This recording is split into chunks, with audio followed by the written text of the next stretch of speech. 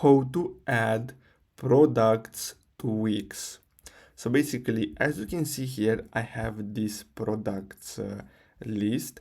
So in order to add this, what you're gonna have to do is simply create a new page. So as you can see, I've created this site page named shop, and I have it right here. So what you're gonna have to do is simply click on add elements, and then you're gonna have to scroll down and then choose store.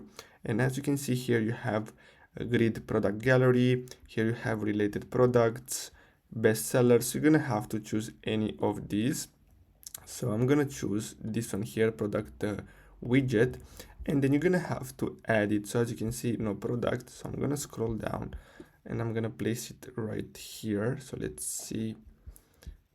So place it right here.